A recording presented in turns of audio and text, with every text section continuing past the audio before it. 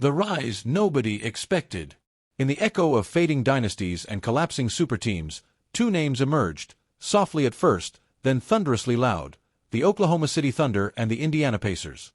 Not long ago, they were written off as rebuilding projects, patchwork rosters clinging to draft picks and developmental dreams.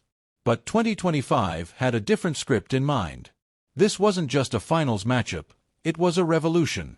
Oklahoma City's journey began not with flash, but with quiet defiance. Shai Gilgeous-Alexander, the soft-spoken Canadian guard, had blossomed into something uncontainable, a calculated killer on the court, slithering through defenses with poise that bordered on arrogance. While other stars chased headlines, Shai chased moments. He didn't scream after game winners. He nodded, as if he'd seen it all before.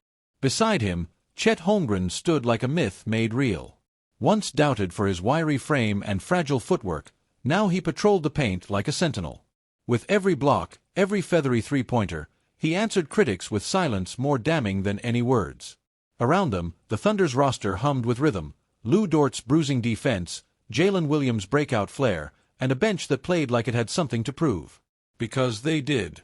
Meanwhile, in the Eastern Conference, the Indiana Pacers were orchestrating their own uprising. Tyrese Haliburton, often described as unorthodox, was redefining what leadership looked like. He passed not just with skill, but with vision, seeing the floor like a chessboard 5 moves ahead. His game didn't overwhelm, it hypnotized. Beside him, Miles Turner anchored the team with grit forged from years of carrying forgotten seasons. And when Pascal Siakam arrived mid-season, the Pacers gained more than experience, they gained belief. They were not built to dominate, they were built to endure. And endure they did. Analysts had laughed. Fans had doubted. Even algorithms had projected better futures for teams with bigger payrolls, flashier names, louder histories. But those projections didn't account for will. They didn't account for locker room speeches no one recorded, for long nights of film study, for the quiet ache of sacrifice. The Thunder and the Pacers didn't win the spotlight, they earned it, clawed their way toward it with grit beneath their fingernails. By the time the playoffs arrived, both teams were no longer underdogs, they were unshakable storms moving with purpose. Not everyone understood how they'd made it this far. But those who watched closely saw the truth. These weren't Cinderella stories. They were revolutions, years in the making. Now, under the brightest lights in basketball, two philosophies would clash. Fluid creativity versus measured chaos. Youthful fearlessness versus veteran resilience. This wasn't the finals the league expected. But it was the one it needed. Battle-tested roads. The path to greatness is never paved smooth. It is fractured, scarred, and painted in moments that test not just talent, but spirit. For both Oklahoma City and Indiana, the road to the 2025 finals wasn't glamorous. It was brutal. And that brutality forged something deeper than skill. It forged belief. For the Thunder, the Western Conference was a gauntlet of giants. Their second-round matchup against the defending champion Denver Nuggets was supposed to be their ceiling. Nikola Jokic, the reigning Finals MVP, towered over expectations. But the Thunder didn't flinch. They doubled down on what made them dangerous: control, unity, and silent confidence. Shai Gilgeous-Alexander picked apart Denver's defense like a surgeon, never rushed, always precise. Chet Holmgren held his own against the league's most dominant big man, his wiry frame now masked by fearlessness. When they closed the series in Game 7, on the road, the NBA world paused. This wasn't a fluke. Oklahoma City was for real. But waiting for them in the conference finals was another wall, the Minnesota Timberwolves. Bigger, stronger, meaner. The series turned into a slugfest, where possessions felt like wars and points came with bruises. Lou Dort embodied the tone, diving for loose balls, locking down scorers, bleeding effort. Jalen Williams found his voice too, hitting back-to-back threes in a pivotal Game 5 that swung momentum. Through grit and exhaustion, they survived. Across the map, the Pacers were writing their own war story. Their first test was against the Miami Heat, a battle of tempo versus toughness. But Indiana passed, with Haliburton orchestrating each possession like a composer mid-symphony. The true trial came next: Boston. The Celtics, built to win now, were everything Indiana wasn't: established, seasoned, expected. But the Pacers didn't care. What they lacked in pedigree, they made up for in pace and patience. Siakam brought poise, anchoring them in chaos. Turner became a wall in the paint.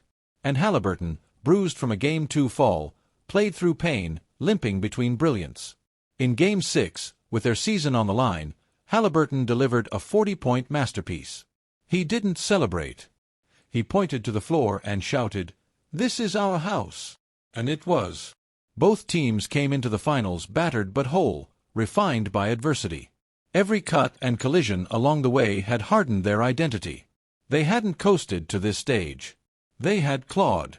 Now, what remained was a final storm, unwritten but looming. Two teams forged in fire were heading for a collision neither could avoid. The question was no longer if they belonged. Game of hearts, not just baskets. The finals began not with fireworks, but with focus. No theatrics.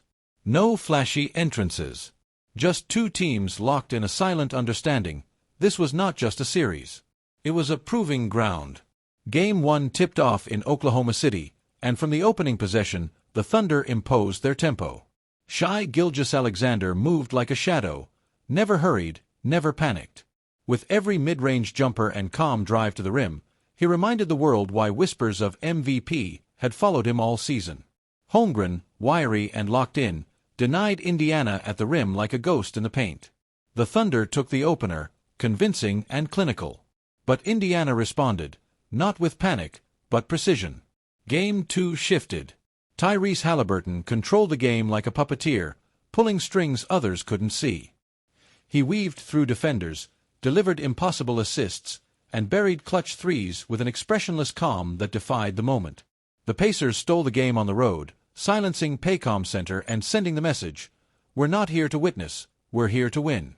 By Game 3, the tone had changed.